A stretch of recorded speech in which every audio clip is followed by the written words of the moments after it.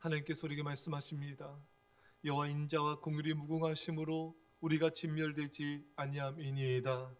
이것들이 아침마다 새로우니 주의 성실하심이 크시도소이다. 여러분, 아침마다 하나님의 은혜가 새롭다.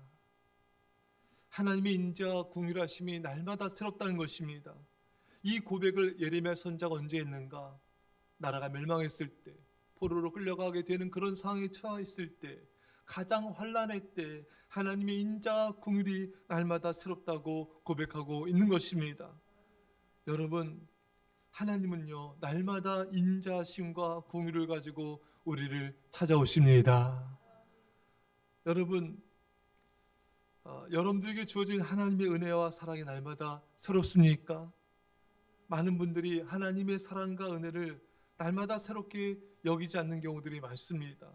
하루하루 틀에 박힌 무미건조한 삶을 정말 그 날마다 삶이 반복되고 똑같다, 무미건조하다 그렇게 느끼고 지루해하기도 하고요. 날마다 어떤 감격하는 그런 삶을 보기가 어려울 때가 많은 것이죠. 근데 여러분, 감사하면요 지루해 보이는 일상의 삶이 날마다 새로워집니다. 특히 오늘 본문에처럼 이 고난과 환난 중에 감사할 때 우리 삶이 더욱더 새로워진 것은 우리가 볼 수가 있는 것입니다. 저는 이 일화가 참 다가와서 우리 같이 다시 나누고 싶은데, 명문대 다니는 어느 여대생이 좀 도도하고 집안도 좋고 가진 것도 풍부한, 그래서 다른 사람들 앞에서 좀 자신만만했던 이 자매가 있었습니다. 근데 이 자매가 병원에서 건강검진을 한 후에 며칠이 지난 후에 병원에서 연락이 왔습니다. 암입니다. 그것도 중한 상태라는 것입니다. 전화를 끊고 이 자매는 정신이 멍해집니다. 집을 나서 병원으로 가는데 마음이 무너집니다. 길거리에서 나물 파는 할머니들을 볼 때 약간 무시하는 마음도 갖기도 했었는데 이제는 그들이 너무나 부러워졌습니다. 길거리에서 바라보는 사람들이 너무 부러웠습니다. 일하는 사람들, 직장 다니는 사람들, 분주하게 오가는 사람들, 일상의 삶을 살아가는 사람들이 너무나 부럽게 느껴졌습니다. 자신은 이제 죽게 되었는데 이처럼 일상의 삶을 살아가는 사람들이 너무나 부럽고 그들처럼 살고 싶은 마음이 간절했습니다. 근데 더 이상 그럴 수 없는 자신의 현실에 절망하며 슬픔 가운데 있을 때 다시 전화가 왔어요. 병원에서 온 것입니다. 전화를 받자 너무 죄송합니다. 암 판정은 오진이었습니다. 너무나 죄송합니다. 이 연락을 받고 전화를 끊고 하늘을 바라봤는데 이 하늘이 예전과 달라 보이더란 것입니다. 너무 예뻐 보이고 모든 것이 너무나 감사하게 느껴지더랍니다. 매일 보던 감없던 길거리의 모습들, 사람들의 분주한 모습들, 일상적으로 매일 아무 생각 없이 바라봤던 모든 것들이 새로워지기 시작했다는 것입니다. 사랑하는 여러분, 고난이 감사를 만나면 모든 것이 새로워집니다. 고난 중에 감사하면 우리 일상의 삶에 얼마나 많은 하나님의 축복이 담겨졌는지를 깨닫게 되는 것입니다. 역경 중에 감사하면 우리 일상의 삶이 하나님의 은혜와 사랑으로 가득 찬 기적임을 보게 되는 것입니다. 사랑하는 성도 여러분, 삶의 힘든 문제들 속에서 감사할 때 우리 삶이 얼마나 소중한지, 얼마나 감사하고 얼마나 행복이 가득한 삶인지 우리는 알게 된 것입니다. 사랑하는 여러분, 우리 하루하루는 하나님이 주신 기적 같은 축복의 삶인 줄 믿습니다. 제가 청년 때 깊은 환난과 연단 속에 있을 때였습니다. 정말 삶이 죽음이고 죽음이 삶처럼 항상 벼랑 끝에 서 있는 연단의 연속이었던 그런 시절이었습니다.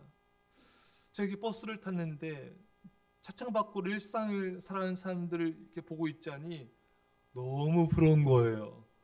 야, 나도 저렇게 살고 싶다. 야, 저렇게 너무 이 자매의 마음이 너무 이해가 돼요. 나도 저렇게 한번 살아보면 좋겠다.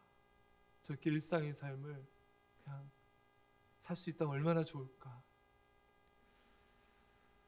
일상을 살아가는 것이 얼마나 놀라운 은혜인지, 얼마나 큰 기적인지 깊은 환난 중에 우리는 깨닫게 되는 것입니다. 그리고 환난 중에 감사할 때 그 힘든 삶 또한 놀라운 은혜임을 알게 되는 것입니다. 사랑하는 여러분, 감사하면 하루하루가 기적 같은 축복이 되는 것입니다. 우리가 그 환난 속에서 가장 절망적인 상황에서 간절히 하나님을 찾으며 기도드리면 모든 삶의 순간들이 떨림인 동시에 기쁨이고 너무나 소중한 순간임을 알게 됩니다. 우리가 일상의 삶을 감사하지 않을 때 하나님은 우리에게 고난을 주셔서 일상의 삶이 얼마나 소중한지를 깨닫게 하시기도 하는 것입니다. 잘 걷지 못했을 때 걷는 것이 얼마나 행복인지를 알게 됩니다. 어느 분이 허리가 아주 아프고 잘 못 걷게 되니까, 또 다리 절게 되니까 이렇게 걷는 게 소중한지를 깨닫게 했다고 저기 고백하더라고요. 여러분, 잘 먹지 못하게 됐을 때 이렇게 한 숟갈 한 숟갈 떠넘길 수 있는 게 얼마나 소중한지 여러분 말로도 할 수 없습니다. 한 숟갈 먹는 게 기적입니다. 여러분, 잠자지 못했을 때 잠을 편안히 잘 수 있다는 게 얼마나 놀라운 은혜인지를 깨닫게 되는 것입니다. 여러분, 우리는요, 우리가 지금 일상적으로 이렇게 살아가는 이 순간들이요, 고난과 환난을 당하게 되면은 그것을 잘 누리지 못하게 된 상황이 왔을 때는 내가 일상의 삶을 살았던 것이 너무나 큰 축복이구나. 여러분, 예레미야가 나라가 바벨론에 의해서 초토화되고 포로로 백성들이 끌려가게 되는 이런 상황이 되었을 때 예레미야가 뭘 말하고 있는지 아십니까? 왜 하나님의 인자 긍휼이 날마다 새롭다고 고백하는지 아십니까? 진멸되지 않음을 감사한 것입니다. 여호와 인자와 긍휼이 무궁하심으로 우리가 진멸되지 아니함이니이다. 나라가 초토화됐지만 포로로 백성들 끌려가게 됐지만 그것을 감사하자, 진멸되지 않은 것을 감사하자 주의 인자와 긍휼이 날마다 새롭다는 것입니다. 여러분, 큰 환난과 고난을 당했을 때 감사하지 않습니까? 그럼 날마다 베풀어진 그 은혜, 이 정도로 남겨주신 하나님의 은혜, 이 정도로 남겨주신 감사, 이 정도로 남겨주신 이 모든 것들이 얼마나 소중한지 감사하게 된 것입니다. 그래서 고난과 환난 중에 감사할 때 우리의 모든 삶이 기적 같은 축복임을 깨닫게 되는 것입니다. 사랑하는 여러분, 그래서 하나님은요, 우리가 고난 중에 환난 중에 감사한 자가 되기 원하세요. 왜 하나님 이것을 가져가십니까? 왜 이런 고난 심가가 아니라 이 정도로 남겨주시면 감사합니다. 진멸되지 않음을 감사합니다. 겸손해야 돼요. 겸손해야 감사할 수 있습니다. 하나님께서 그래서 우리에게 고난과 환난을 왜 주시냐면요, 이스라엘 백성들 40년 동안 광야를 걷게 하신 것은 저를 낮추시기 위해서, 말씀을 지킨지 아니 지킨지 알려 하심이라. 낮아져야지 감사하고 겸손해야지 순종할 수 있는 겁니다. 그래서 우리에게 왜 고난과 환난을 주시는가? 겸손하라고, 겸손해져서 감사하라고, 겸손해져서 순종하라고 우리에게 그 고난과 환난을 주신 것입니다. 사랑하는 여러분, 겸손하지 않으면 서운하고 감사하지 않고 기뻐하지 않고 원망불평하게 돼 있어요. 겸손하면요, 어떤 고난과 환난이 와도 감사하고 또 감사하게 되고요, 또 내가 가진 게 부족하든 어쨌든 내가 가진 것과 상관없이 기뻐하며 감사하게 되는 것입니다. 감사의 깊이가 행복의 깊이입니다.